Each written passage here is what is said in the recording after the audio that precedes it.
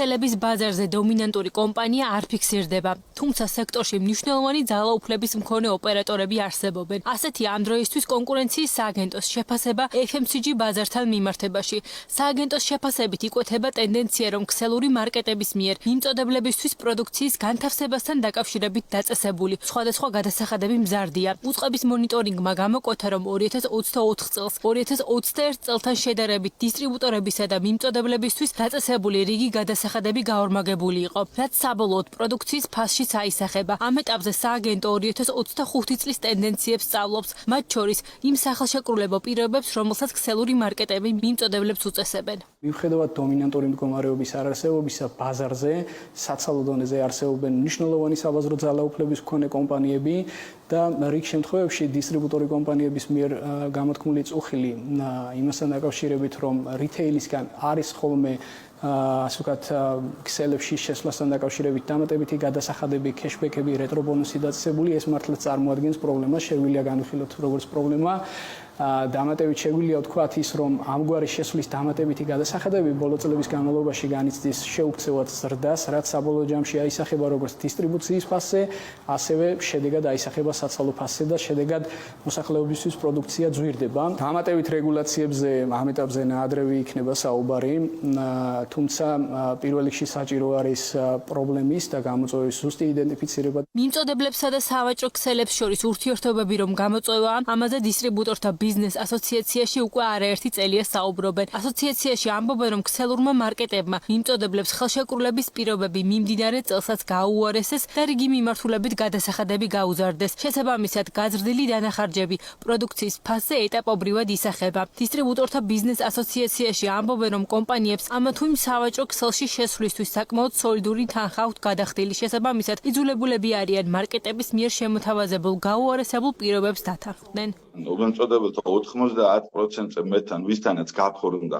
განახლებული ხელშეკრულება, ეს გადასახადები არის მნიშვნელოვნად გაზრდილი. დამოკიდებულია პროდუქციის ტიპზე. თუ მაგალითად შარშან ვიღაცას ჰქონდა 10 თუ 20 თუ 30%, დღეს ეს გაზრდილია, სადღაც გააჩნია პროდუქტი შეიძლება 15-20%-ით კიდევ ზევიდან, რასაც შარშან იხდიდა. შესაბამისად, იძულებულია და ფიზიკურად არის მოკლებული შესაძლებლობას წარმოებელი სადისტრიბუციო კომპანია ფასის კორექტირების, ანუ ზრდის გარეშე გააგრძელოს საერთოდ ოპერირება. ეს არის მრავალწლიანი ინვესტირება და გადახდილი ასეულობით ათასი და მილიონობით ლარი, რომელიც დახარჯულია კომპანიებს და თუ ისინი ამ პირობებს არ დათანხმდებიან, მაშინ იძულებული არიან გამოვიდნენ ქსელიდან და ეს ინვესტიცია დაკარგული აღმოჩნდება. სავაჭრო ქსელებთან პარტნიორობა გამოწვევა ადგილობრივი მწარმოებლებისთვისაც. სახელშეკრულებო პირობებთან ერთად ბიზნესი პრობლემად მიიჩნევს ქსელური მარკეტების მხრიდან რეალიზებულ პროდუქციაზე თანხების დაგვიანებით ჩარიცხვას და ვადების დარღვევას.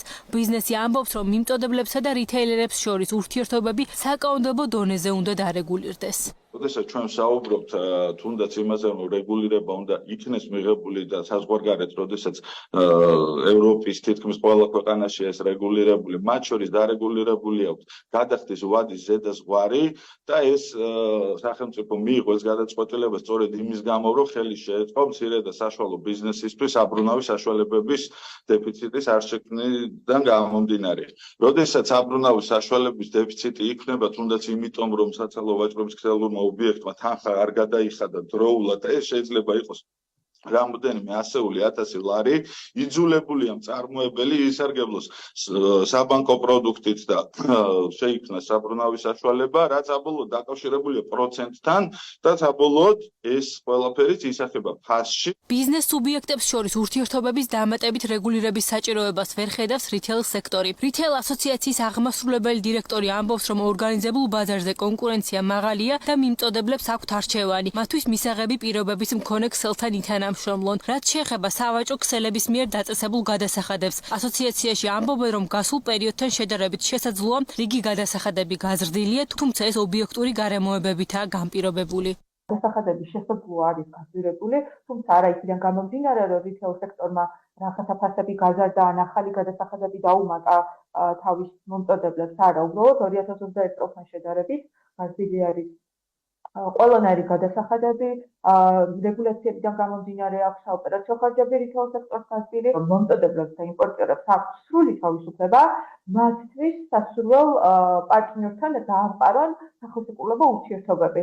და ვთქვათ, თუ ერთ კომპანიასთან ის პირობები არ აქვს, რაც აწყობს, შეუძლიათ შეთანხმება გააფორმონ სხვა ორგანიზებული ბაზრის წარმომადგენელთან. შესაბამისად, ვერ ვიტყოდით, რომ რაღაცა უსამართლო პირობებში არიან, ამას ძალიან ხშირად ვაუბრობთ, რომ არანაირი რეგულაცია დამატებით კანონმდებლობის არ არის საჭირო. რაც შეეხება თანხების დაგვიანებით ჩარიცხვის საკითხს, რითეილ ასოციაციაში ამბობენ, რომ მათ გაერთიანებაში შემავალი 13 მსხვილი ქსელიდან ვადების დარღვევის ფაქტები არცერთ შემთხვევაში არ ფიქსირდება. კონკურენციის სააგენტოში კი აცხადებენ, რომ FMCG ბაზარზე მონიტორინგის შედეგები და შესაბამისი რეკომენდაციები საჭიროებს თუ არა ბაზარი დამატებით რეგულირებას სავარაუდოდ უახლოეს თვეებში გახდება ცნობილი. აღსანიშნავია, რომ მიმწოდებლებსა და რითეილერებს შორის ურთიერთობების საკანონმდებლო დონეზე დარეგულირების ინიციატივა რამდენიმე წლის წინაც არსებობდა, თუმცა ეს პროცესები მაშინ უშედეგოდ დასრულდა.